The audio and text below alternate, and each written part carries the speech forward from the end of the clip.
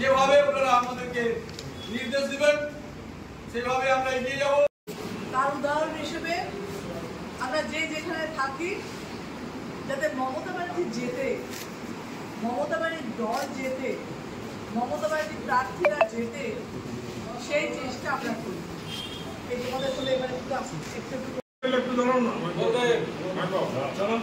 এবারে কিন্তু তারা আমাদের সঙ্গে কিন্তু সরাসরি যুদ্ধ করবে না, এটাই হচ্ছে তাদের উদ্দেশ্য। তাদের কাছে মিডিয়া আছে, বলছিল